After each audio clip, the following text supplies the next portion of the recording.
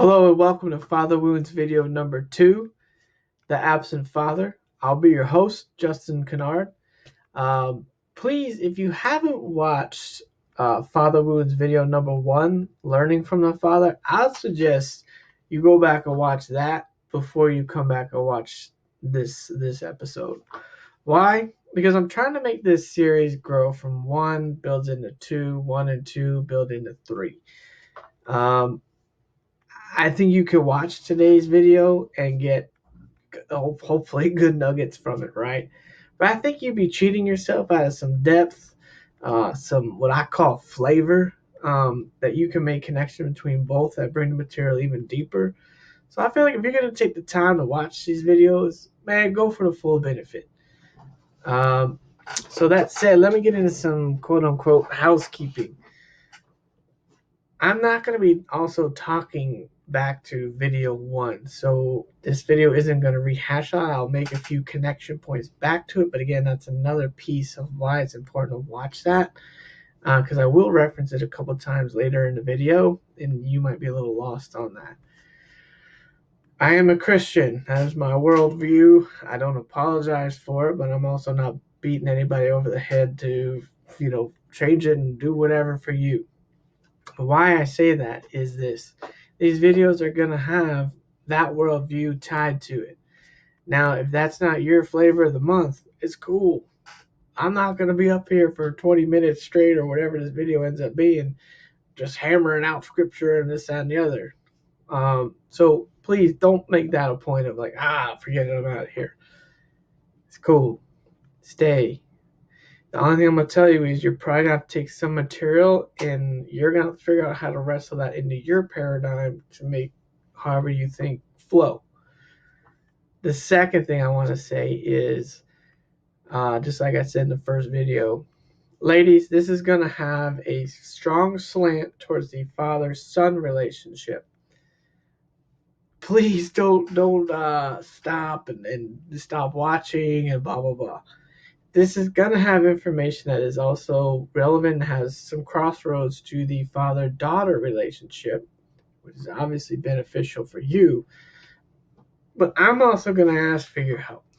Because if I'm completely honest and transparent, most of our followers are females. So until that changes, I need help. If y'all could share this with your dad, your brother, your boyfriend, husband, maybe just a dude who is your friend, I don't care, a boss, whatever, a co-worker, immaterial. If you could help me share this, that'd be great. And this isn't because I'm trying to like get 1,000,000 views or something like that. Man, I just want this message to get out there because I think so many people are struggling with father wounds, and it doesn't get talked about enough, in my opinion. So please, if you could help me in that regard, man, I'll be super appreciative of that. So that covers all the beginnings. I also, just so you know, have my notes down here in front of me. So if you see me looking down, that's where I'm at. I'm still old school and handwrite everything. Maybe I'll go with the times someday, but that's not today. All right, check it out. I'm going to start today a little different. My wife and I, Saturdays is our date day. And normally I like to record these videos on Saturday morning and then we go do our thing. Well, today we wanted to go to Lou Gardens in Orlando, Florida. And in order to not be fried by the 486-degree temperatures in the afternoon here in Florida, I was like, man, why don't we go to the garden in the morning, the late morning, and then I'll just do this video in the afternoon. And so we went. Now, I love gardening. I love fruit trees, cultivating the land. It's a hobby of mine, something I'm really into, and I've got a bit of a knack for. My wife loves to be out in nature and creation. It's a peaceful place for her, and so we're there. We're having an awesome time. We're enjoying the smells of the gardenia flowers, the magnolias blooming, the jasmine is blooming. It's awesome smells and just cool stuff. We're hanging out and having a great time. And it's cool out, thank God. And so we end up getting to the part where there's a vegetable garden area, herb garden, a butterfly garden at a fruit tree area. I'm like, oh man, this is my bread and butter. Yes. So we go through there, and I'm not even gonna lie to you, I'm totally geeking out. I'm like, oh man, look at the kale, the broccoli, the blueberry bushes. They had corn stalks that were little guys. Man, what else do they have? They had all kinds of cool, like rhubarb, all kind of things growing. I was like, man, this is sweet. And there was an older gentleman tending to, the vegetable garden. I didn't know this at the time. Turns out he is the executive director of the whole place. What's his name? Robert Bowden. And I'm like, just chatting with this guy. He starts talking with us, kind as can be. And him and I start chatting about all kinds of garden and vegetables and stuff like this. And he mentions a book. Turns out he's the author of it. He made a joke. He's like, man, that author is a real, I forget what he said, but it was funny. And, he's the author. And I was like, oh, man. So we're talking, and I make mention of, man, I really wanted a Florida Everglades tomato tree this year, but I just could not find one.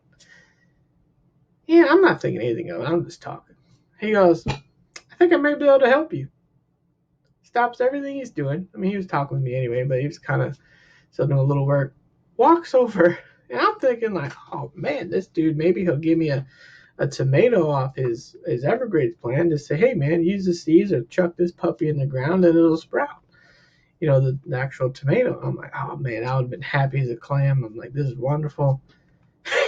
This dude literally goes into his garden, row where his tomatoes were, and digs out a tomato seedling. He goes, here. I'm like, what? He's like, yeah, you're going to want to get a wet paper towel for the roots. And I'm like, yeah, I will. And I was like in shock. Like, did this guy really just do this? And he goes, actually, you know what? He goes into like his kind of like mini house shed thing where they had all the supplies for this area. He comes out with a little pot full of fresh potting mix. He goes over the hose, wets it all down, and then he plants the tomato seedling for me. And I was like, what? And my wife always jokes. She's like, you're God's favorite one, because these things like happen. And I'm like, so I'm like pumped up. I'm excited. I'm like, man, this is great. I'm like on cloud. Well, I'm way beyond cloud 9. I'm on cloud 64 and a half. And I'm pumped. I'm like, oh man, thank you so much. Shake his hand. He gave me some other paperwork that I was looking for. Honestly, he's super helpful, awesome guy. This whole thing is maybe 15 minutes long. Just this whole situation. So we're driving home, and it hits me, and I started thinking back on what happened. I said, man, that right there was a loving father relation interaction with me. See, because my dad would always say no to everything first. You could ask him his first name, he'd say no. So I'm not used to like adult males saying, yeah, or hey, dude, let me help you out. And I believe that's a part of males and fatherhood. And so one of the dudes, Andrew, and I read from Arthur Burk, he talks about fathers are people, who will give you the raw materials and build into you your calling, your hobbies. They don't necessarily need to do it for you because that's part of your growth as a young man and teenager, boyhood, and all that is learning how to do and learn that you're capable of it. But that said, and also John Eldridge is another great person to look into with this information. But that said, I'm like, this guy who knew me for a whopping, at that point when he got the tomato plant out the ground, 8 minutes, 10 max. Seriously? I'm like, this guy said, yeah, I'm going to go help you. He could have said, oh, yeah, man, better luck next year. Or, yeah, you could order some seeds. But instead, what he gave me and he built into me was that he cared about me and my growth as a gardener and a human being. And what I loved about this dude was that he had this presence that was very gentle, kind, and loving. But yet he also had that presence about him that you knew he wasn't a doormat, which I think is that whole lion and the lamb thing. You could be that warrior, but you're also still tender-hearted and attuned to your emotions and beauty and things that you can still cry and all that. But, there's still that that toughness and stuff like that. And I was like, man, that was awesome. So I just wanted to share that today because I normally wouldn't have put that in the video because that would happen later in the day and I would already recorded this. So I don't know. Hopefully that hits home with somebody. I know I'm excited to go put that tomato on the ground tomorrow. Just need to find a spot for it. So I'm going to read to you from John chapter 8, verses 42 through 44. Now, I'm going to say this. I did not grow up in church. Okay, I spent most of my life avoiding church and finding ways to avoid church. So I'm kind of guessing from the pulpit these scriptures could have been spun 47 and a half directions and some of them not cool. So I'm going to tell you straight up now, I'm going to use these scriptures and we're going to talk and break some of these down. But I'm not coming at you today from the hellfire and brimstone and heaping coals over your head mentality. So if you hear some of this, that's 10 country miles far from where I'm going with this. All right, so hang with me. I need a drink of water here. So here we go.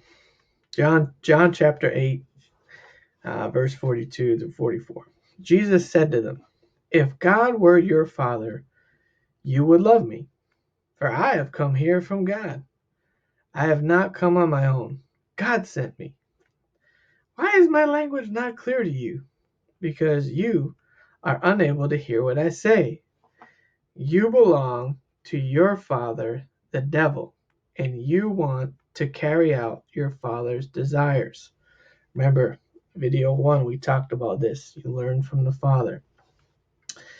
He was a murderer from the beginning, not holding to the truth, for there is no truth in him. When he lies, he speaks of his native language, for he is a liar and the father of lies. Why is this important? Because I think and I believe that if we don't have a father figure in our life who is healthy,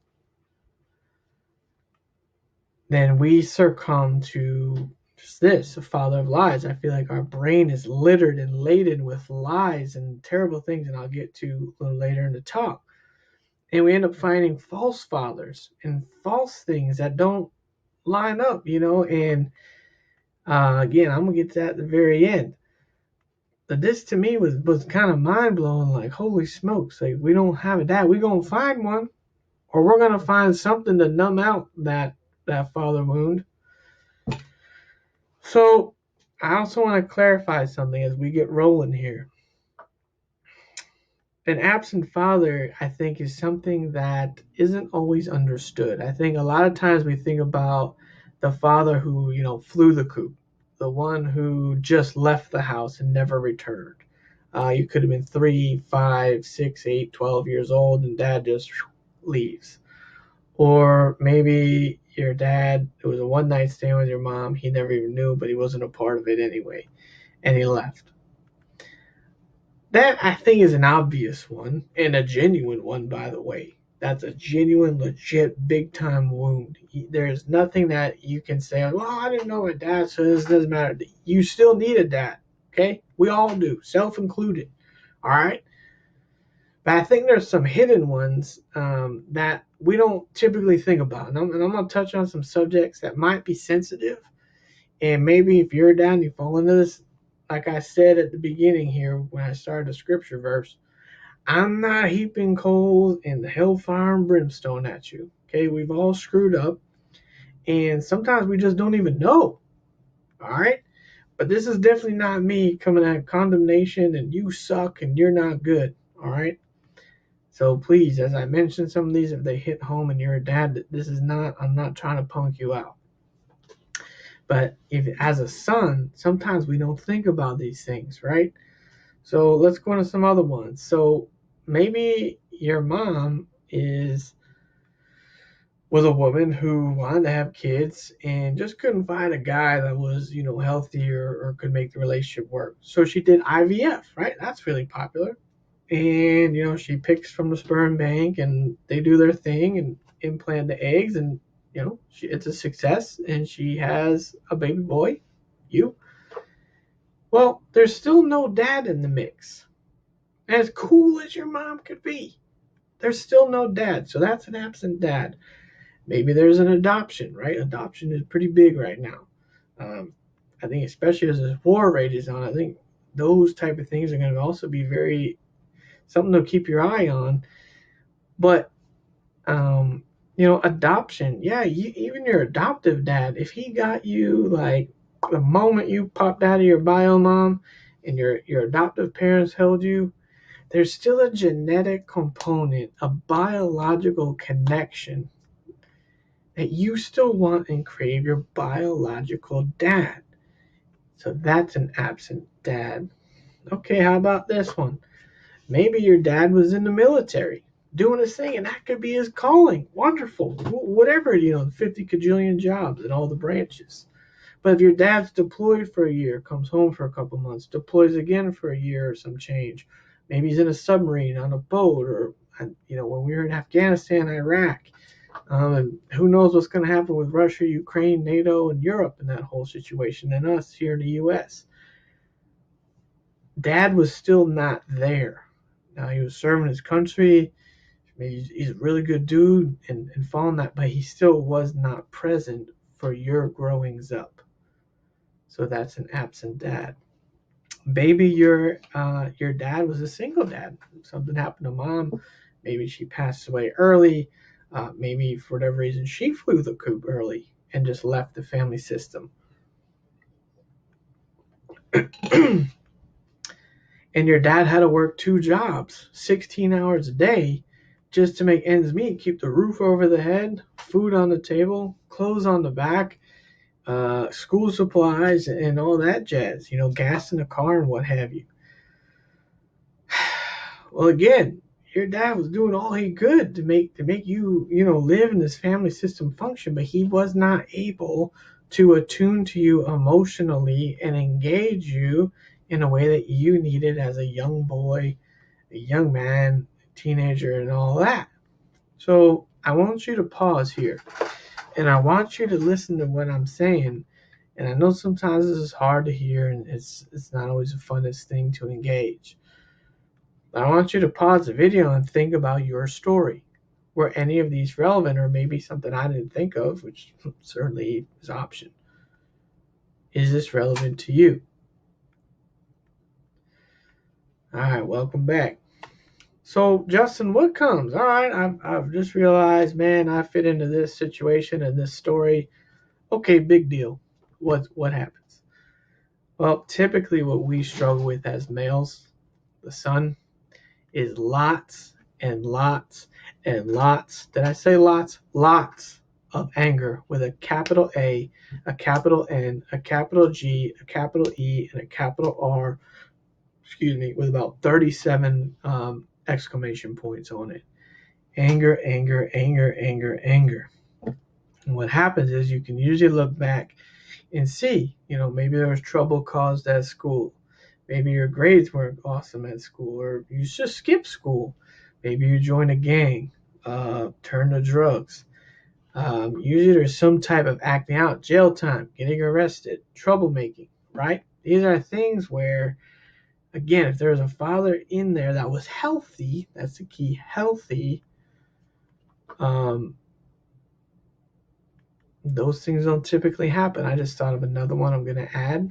Right now, we're going to go back. Another one where an absent father can be is where the dad comes home. He's physically present in your house every night. He comes home from work, 6, 7, 6:30, whatever. But he doesn't engage the family. He sits down, watches ESPN or whatever TV, and he does not engage. Or maybe he comes home from work, goes in his office, and does more work. And you're left sitting outside like, man, I just want to hang with my dad, throw the ball around, whatever. But it doesn't happen. So your dad can be present in the house and still be an absent father. Because again, he's not emotionally attuning to you. All right, so that one popped in my head. So again, we'll fast forward, get back on track here. Anger, big problem. Because when we're not chosen, as boys. We're not chosen by daddy. That we're not, the man, no, little man. And our dad doesn't show that he's happy to hang with us, whatever our hobby is, man. For me, it was like Transformers, G.I. Joe, when I have Hot Wheels, I like Micro Machines, basketball, football, whatever, whatever you're into. When dad doesn't want to hang with you and he pretty much makes it known that he's not really interested and doesn't care, what this also builds into the child is a lot of toxic messaging and themes in the kid's head. Why? Because as a child, you do not have the capacity in your brain yet. Like literally the parts that are required for this are not even activated. Your brain, this is how I frame it, is 30% baked. You still have like multiple major phases of brain development that have not happened. Okay, let's pretend you're 5, 6, 7, 4, 10, even whatever. You literally do not have the ability to critical think yet. That's why kids are very concrete thinkers or black and white thinkers, and they say really funny things because they're very literal. They don't have that ability yet. The other parts of the brain that do the critical thinking and all the complexing aren't on yet. So the kid doesn't have the ability to sit there and go, well, these are my dad's shortcomings and he's just pushing them on me and he's projecting that on me. I'm actually really cool. No. What actually happens subconsciously for the kid doesn't wander the playground going, this Tuesday as I climb the monkey bars, I think I'm gonna, I think I'm gonna be bad. Something's wrong with me. Yeah. No, that doesn't happen. None of us did that. But subconsciously, what comes in are some, what I consider like 3 heavy duty messages, and there can be others, is I'm not good enough. I'm bad, and there's something wrong with me. Why? Because the brain has to find a way to make sense of the fact of why wouldn't dad want to hang out with me? Oh, well, there's something wrong with me. It's because I'm bad. I'm not good enough. He wants to hang out with his friends. He doesn't like me. You see how this starts compact, just piling on? So not only do you have this giant gaping wound from your father, but you've also now got this other wound that is coming off like an infection that you become now your own abuser. Your own mental inner critic is just like it's just gotten fertilizer. And until you go through therapy and get some healing and work through that, man, can that voice be loud and crippling. I'm gonna get another drink of water here. So that is kind of how this thing starts snowballing. Taken now to the effect too, if we're honest with each other on this video, society and our culture right now is not real keen on masculinity. All right, you don't even have to look very far. If you look at a lot of sitcoms, movies, and then just entertainment-y stuff, the dad is typically shown as some bumbling idiot, someone who's out to lunch, maybe they're drinking, have a drinking problem, or whatever. There's very few shows, and I don't watch much TV, but I can't even think of one now, this day and age, where they actually show a healthy dad. He's like, yeah, you can be funny and hang out, but is actually loving, nurturing, that warrior and emotional. I don't see it. And I feel like masculinity is under a lot of attack. And so now not only do we have a dad, we don't have one to lead the charge. We're lost in no man's land trying to figure out what the heck is manhood? What is masculinity? What are we doing? And am I doing it right? And then we go back to those messages. Well, it's got to be because I'm not good enough and I'm bad and I don't, something's wrong with me. Everybody else is okay. Not realizing a lot of other dudes right now having the same struggles. Which, fellas, we need to talk about this stuff out loud. So another thing that happens is kind of what I mentioned earlier is if we don't have a dad, our brain is going to find one because we are wired for that for part of our survival. We're literally wired as like, we need a mom, we need a dad, we need this, we need this. In order to survive, we need food, we need shelter, boom. Well, we don't have a dad. Well, the brain's going to look for one. This is how we end up in places like gangs. Jail can have its own interesting support system. But you can find positive ones, or maybe it's your math teacher, maybe it's your baseball coach, maybe it's your shoot, I'm trying to think of places a kid would be. I don't know, maybe it's a neighbor. Maybe the neighbor's dad is really cool. And so it can be positive where you do find, thankfully, a good male. But a lot of times we end up traveling the road alone and finding false fathers, gangs, acting out, drugs, partying. Um, because you're going to look for a male to fill the void, or you're going to look for something to numb the void. That's the bottom line. And I'm going to say that again. You're either going to find another male to fill that void, or you're going to look for something to numb that void and that wound. That is what it is. And again, this mothers, if you're watching this, you could be the most amazing mom of all time. Okay, go down in the books as numero uno. But you need to just give yourself some grace because you're still not gonna be able to do what a dad does, and a dad's not gonna be able to do what a mom needs to do. So it goes both ways here. So yeah, and that's how that whole scripture goes with the father of lies and the false father and all these things.